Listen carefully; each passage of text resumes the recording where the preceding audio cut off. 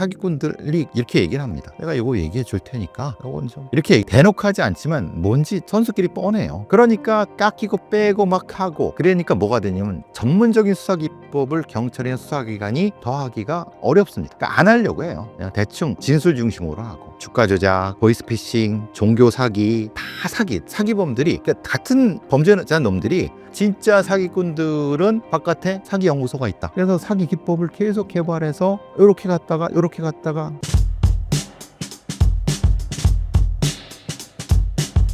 최근 한국 사회에서 가장 우려하는 범죄 유형은 어떤 게 있나요? 과거에는 뭐 살인 사건도 그렇고 여러 가지 정치적인 것, 이런 것들. 근데 이제 범죄 자체를 들여다보기 시작한 지가 얼마 되지 않습니다, 사실은. 특히 이제 범죄에 대한 얘기를 하다 보면은 뭐 과거에는 어음 사기라든가 뭐 사회적으로 크게 맞는 그런 뭐 연쇄살인 이런 얘기 많이 얘기하고 있고, 또 아동 성범죄 했는데, 최근에는 가장 많이 문제가 되는 것은 사기죠, 사기. 다단계 사기부터 시작해서 실제로는 뭐 사칭 사기, 보이스피싱이라든가 뭐 노쇼 사기 같은 사기에 대한 얘기가 상당히 많이 나오고, 그 다음에 나오는 게 이제 소위 우리가 불특정 다수를 상대로 한 뭐 이상 동기 범죄라고 하는 그런 묻지마 범죄 같은 느낌의 그런 것. 크게 두 가지 영역 중에, 그리고 거기 그에 필적하진 않지만 그래도 연결되는 게 성착취 범죄. 그러니까 엠번방, 뭐 서울대방, 그 흔히 말하는 딥페이크 같은 그런 거 포함하는 다중을 대상으로 한 일종의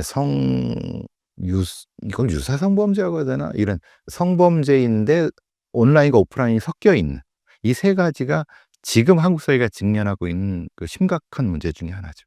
한국 성범죄의 형량은 어떻게 되고 다른 나라에 비해서 적은가요? 사실 그 성범죄를 문화권이나 사회마다 비교하는 건 사실은 의미가 없습니다. 왜냐하면 거기에 따라서의 특징들이 다 있는데, 확실한 것은 한국의 성범죄 형량은 확실히 낮은 건 맞습니다.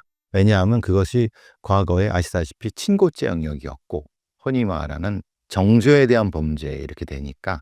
근데 미국 같은 이건 폭력 범죄거든요. 폭력. 그러니까 영역 자체가 다릅니다. 폭력과 착취의 범죄의 영역이었기 때문에, 그 비근한 예로 이렇게 한번 얘기 들어보면 이런 거죠. 어떤 범죄자가 강도와 강간과 폭력, 절도 이 세 가지를 한 피해자한테 다 같이 했어요. 그럴 수 있죠. 왜냐하면 훔치러 들어왔다가 돈을 빼앗고 성범죄를 하고. 그럼 우리가 그거를 세 가지 형태가 막 섞여 있는 거라고 하면, 보통 통계를 낼 때 대표 범죄를 먼저 냅니다. 미국도 그렇고 우리나라도. 미국은 대표 범죄가 뭐냐면 강간입니다.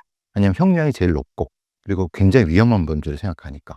우리는 강도입니다. 강간은 부차적인 거예요. 그래서 옛날에 어떤 일이 있었냐면, 옛날이라는 게 보통 2010년 이전에 분명히 이 범죄자는 연쇄 강간범인데 범죄 일람표에 강도라고 써 있는 거예요. 그 왜 그러냐 그랬더니, 대표 범죄를, 그러니까 그거를 처음에 신고받고 한 그 경찰이나 거기서 사실 이게 다 있는데, 연쇄 강간범이면 강간이 중요하잖아요. 근데 강도로 찍은 거예요. 그러니까 이게 캐치가 안 되는 거지. 그만큼 성범죄에 대한 위험도라든가 이런 걸 우리는 최근에도 사실은 뭐 큰 차이 없는데 굉장히 낮게 봅니다. 그건 뭐냐면 결국은 형량도 낮은 거고, 최근에서야 이제 강간범을 실형 3년 이상을 때리지만은 한 10년 전만 해도 그렇게 하지 않았어요. 뭐 2, 3년 정도? 더 큰 문제는 2005년도 2000 그때의 아동 연쇄 강간범. 그냥 연쇄 강간범이 그냥 15년이에요, 무조건. 왜냐하면 최고 형량이 15년이니까. 그럼 2020년에 나왔잖아요.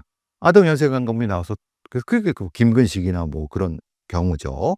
박병환이나 이런 경우가 되는데, 미국 같은 경우는 아동에 대한 성범죄는 종신형입니다. 한 번만 해도. 그리고 강간 범죄는 최소한 유기징역 7년 이상입니다. 그리고 그건 별도로 민사소송에서 돈을 많이 물어줘야 돼. 그러니까 성범죄를 다루는 문화권 중에서 우리는 너무나도 사실은 남성 중심이거나 아니면은 성범죄 자체를 그냥 숨기고 별거 아닌 걸로 하는 그런 것이 아직도 사법기관에 있습니다. 사기 수법 등의 형량은 어떻게 되고 사기쳐도 조금만 살다 나오면 된다는 인식이 만연한데 어떻게 생각하시나요? 특히 이제 우리나라의 가장 큰 문제는 가중주의의 문제예요. 가중주의라는 것은 하나의 범죄자가 범죄를 저질렀는데 예를 들면 여러 가지 범죄를 저질러도 보통 저지르는데 한두 사람한테 하는 게 아니잖아요. 수십 명한테 하고요. 그리고 수십 명한테 하기도 하고 또 여러 범죄를 저질러요. 근데 주로 인제 전종을 사기를 하기 때문에. 그러면 이 사람한테는 1억을 편취를 했고 저 사람한테는 500만 원, 저 사람한테는 뭐 1,000만 원 이렇게 쭉 하면은 보통 우리가 생각하면은 피해자가 여럿이잖아요. 그러면 당연히 그 피해에 다 플러스가 된다고 생각하시잖아요. 그렇게 하지 않아요. 가장 높은 거에서 반. 그러니까 예를 들면 그 형량 가장 높은 게 인제 1억을 인제 편취한다고 뭐 거기서 형량이 예를 들면 뭐 5 년, 6 년이라고 하면 거기에서 2년 반, 그러니까 7년 반이 최고 형량이에요. 근데 그게 웃기는 거죠. 왜냐하면 그럼 이 범죄자한테 생각하면 '그럼 사기를 더 치고 올걸?' 그렇게 생각하지 않을까요? 그리고 많은 사람들이 그런 얘기를 하죠. 그 사기 액수가 50억이 넘으면 특가법이 들어간다 막 그래. 그런데 특가법이 안 되게끔 각각을 낮추는 거예요, 액수를. 어떻게 낮추는지 아세요? 합의를 하거나 돌려줘요. 그래서 그 넘지 않게 해요. 그러니까 되게 웃기죠.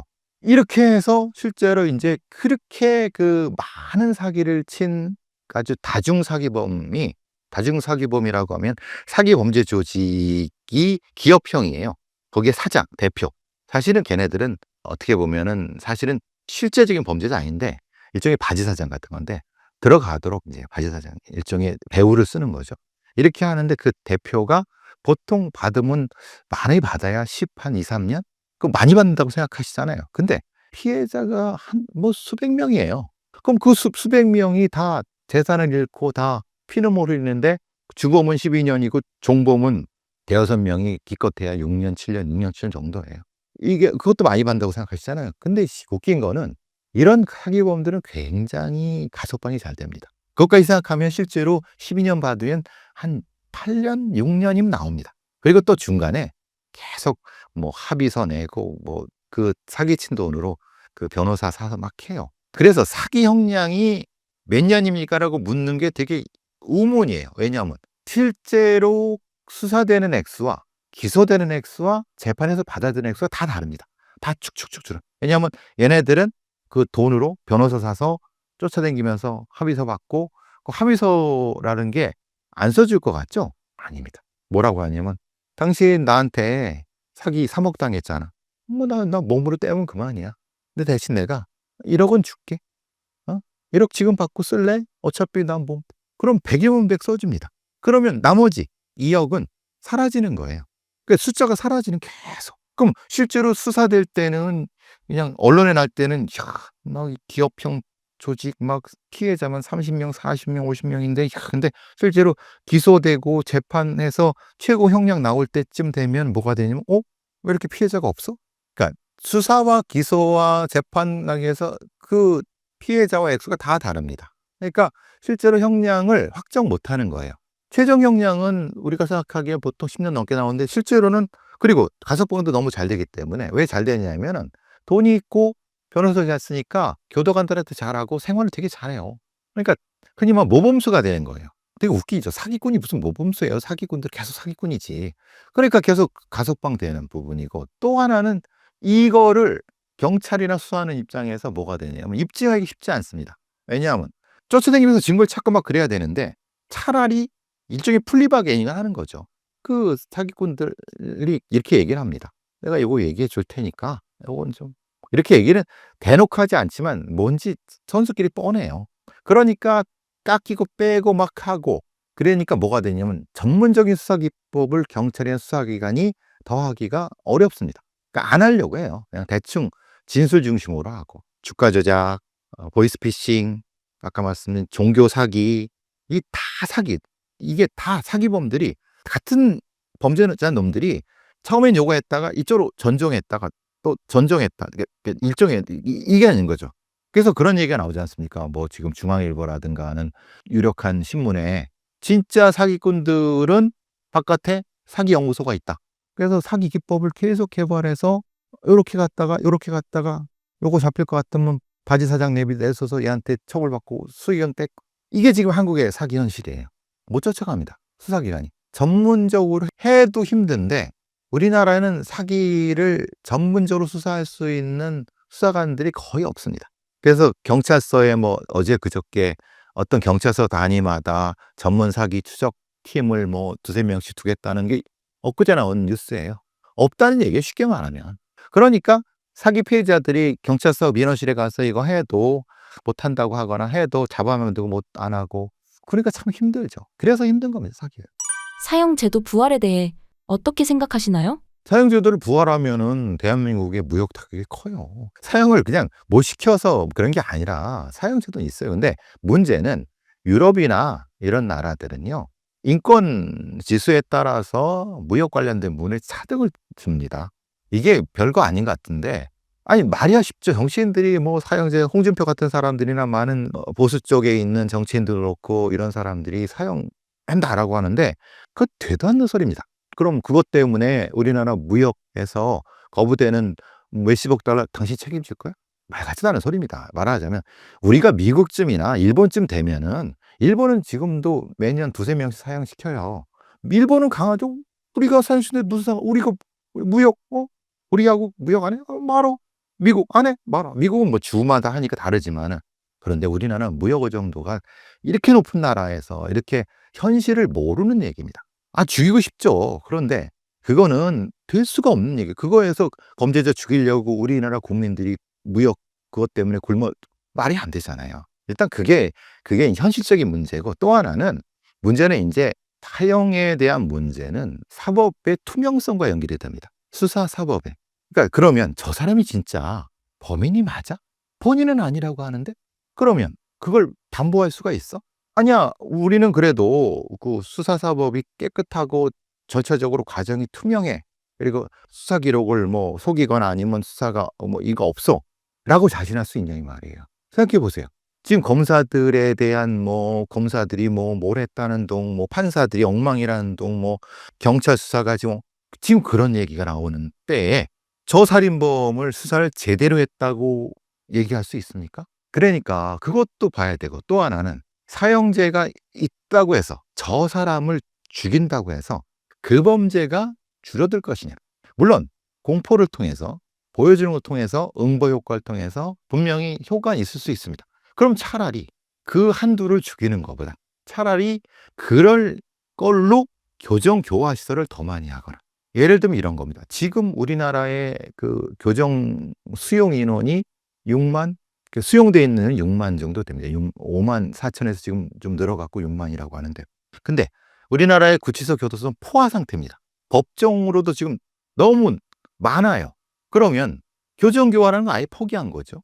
그러면 거꾸로 생각하면 실제로 그만큼을 교도소인 범죄자 중에 실제로 그 교도소에 갈 사람이 맞아? 예를 들면 사실은 교도소 안 보내고 다른 방식으로 교정 교화가 돼도 되는 사람이 얼마 비율이고, 실제로 이 범죄자는 안 돼. 이건 악질이기 때문에 꼭 이 구분을 못 하고 있단 말이에요. 그리고 가석방 같은 경우도 실제로 생각해 보세요. 지금 쉽게 너무 가석방 돼서 나와서 또 살인하고 강간하고 이런 애들이 한둘이 아니에요. 그럼 가석방 시스템은 왜 이렇게 엉망이야? 그러니까 사형제 말고도 봐야 될 게 한두 개가 아니에요. 오히려 더 급한 게 더 많아요. 그 소년범들은 어떻게 할까? 차라리 소년범들 지금 난리치고 있는데 소년범에 대한, 촉법소년에 대한 그 대안도 하지 못하면서 보여주기식으로 "우린 사형합니다."라고 하는 게 말이 되느냐. 그러니까 시급하고 더 중요한 것들을 먼저 해야 되는데 그걸 안 하고 그냥 면피용으로 사용하는, 특히 정치인들이 하는 그런 말장난은, 전 그 말장난이라고 생각해요. 그래서 인제 사형제를, 저도 사법만 투명하다고 하면 사형제는 있어야 된다고 봐요. 그런데 투명하지 않은데 어떻게 그거를, 그렇죠. 미국 같은 경우나 영국 같은 경우도 그 오래된 것도 지금 다시 무죄 받고 나온 사람 많아요. 그때도 어떻게 합니까? DNA 기법이 없을 때 막 강요 자백해서 나와 갖고 50년 만에 영국에선 그 무죄 받고 나온 사람이 지난달에 나온 사람이 있고, 미국은 주마다 또 그런 프로젝트 따로 있어요. 다시 기록을 다시 검토하는 거. 그런 나라도 그런데 우리나라가 글쎄 그거는 자신할 수 있을까요? 그 사람들이. 그게 정치적인 언술이죠. 현재 한국 형량 제도에 대해서 개선할 점은 무엇이라고 생각하시나요? 첫 번째는 가중주의보단 합산주의로 가야 되는 게 맞고, 합산주의로 해야지 최소한. 합산주의를 하려고 하면 정확하게 유무죄 판단과 형량 판단을 나눠야 된다고 봅니다. 지금은 판사가 이렇게 하지. 이런 판결 보셨을 거예요. 범죄자가 너무 수법이 잔인하고 막 합니다. 아주 그냥 그러는데 단 반성했고 술을 마셨고 공탁을 했고 그래서 실제로는 뭐 징역 10년. 실제로 되게 앞에는 되게 이 죽일 놈이라고 해놓고 뒤에는 단 피해자가 반성했고 자백했고 반성했고 뭐 아니 범죄자들이 다 인정을 하지. 거기까지 왔으면 인정 안 하는 사람이 어디 있겠어요. 자백했고 반성은 반성합니다라고 하면 되지. 반성은 누구한테 해야 돼요? 피해자한테 해야 되지. 판사한테 말이나 됩니까? 그러니까 이게 뭐냐면 유무죄와 형량 판단을 엘리트 판사들이 하기 때문에 그런 거예요. 구분을 해야 된다. 유무죄 판단? 글쎄. 그럼 전문성 있는 감정인에 의해서 판단해가 그걸 이제 그러니까 말 그대로 판사가 재판장만 하면 전 좋겠어요. 근데 그걸 또 판사들은 싫어하니까 최소한 이것을 적절한 전문적으로 나눠야 된다. 또 하나는 우리나라는 형사 재판의 재판관의 전문성이 거의 없습니다. 왜 그러냐면 판사들은 돌아요. 민사 같다 이게 돌아요. 그래서 하나만 하는 게 아니에요. 그런데 미국은 판사들이 종신제가 있고 뭐 이렇게 전문 판사들이 따로 있어요. 그러니까 그렇게 좀 전문적으로 하면은 사건을 보는 눈이 달라지죠. 그리고 명확하게 물적 증거 중심으로 재판을 그게 있어요. 유무죄 판단과 형량 판단은 그 다음에 또 다른 요소를 해갖고 그 형량 판단하는 사람을 또 다르게 두거나 아니면 이걸 구분해야 되는데 아까 말씀드린 것처럼 유무죄 형량 판단을 한 사람이 다 해버리니까 피해자나 피해자 가족들은 너무 억울한 거예요. 초인간 분명히 나쁘다고 얘기하셨잖아요. 근데 형량이 왜 이 모양이에요? 그게 바로 그 문제 때문에 그런 겁니다. 그 문제를 변호사 업계라든가 아니면은 검찰이나 모른다고 생각하세요? 다 알아요. 다 알면서도 얘기 한마디 안 하잖아요, 지금. 그건 뭐냐면 자기들도 개업을 해야 되고 자기들도 그걸로 이해를 관계가 있기 때문에 얘기를 못 하는 거예요. 우리나라의 변호사들이나 검사 판사 출신들의 정치인들의 입김이 얼마나 세요. 사법과 일정 정도 독립돼 있는 사람들의 목소리가 커야 되는 거예요. 근데 우리는 검사 출신도 대통령을 내, 변호사 출신이 대통령이야. 소위 너무 그건 저만 얘기가 아니죠. 많은 사람들 얘기죠. 사법 과잉이에요. 이게 아니라 이거는 수단이지. 사법은 수단이지 목적이 아니에요. 우리는 수단이니까 전치된 거예요. 다른 영역의 사람, 다른 전문가들 많아요. 과학수사 전문가도 있고 아니면 사회운동한 사람도 있고 아니면 인권운동한 사람도 있고 종교인도 있고 그런 사람들한테 형량 판단을 맡겨야 되는 거 아니에요? 그러고 유무죄 판단은 또 거기에 있던 또 전문가들, 판사들이 다 하려고 해요. 그 사람들은 법 전문가지 과학 전문가가 아니고 교정 전문가가 아니에요. 그걸 우린 헷갈리는 거예요. 그러니까 그걸 바뀌어야 되는데 이건 이해관계가 있어요. 변호사들이 추가라고 반대할 겁니다. 당연히. 이게 뭐 일단 못 넘어가는 겁니다. 마지막으로 신사임당 구독자분들께 한 말씀 부탁드립니다. 긴 얘기 들어줘서 감사합니다. 저를 몽상가라고 공상가라고 하는 사람도 있고 원칙주의자라는 사람도 있지만은 사실 이 범죄를 분석하고 아니면은 이거를 통해서 범죄 예방이라든가 사후책 얘기를 하면서 이거 하나의 맥락이거든요. 제가 뭐 사회 문제에 대해서 가끔 얘기하기도 하지만은 모르는 놈이 얘기했다고 뭐 욕하지 마시고 그냥 오픈된 마음으로 재미있게 들어주시면 감사하겠습니다. 감사합니다.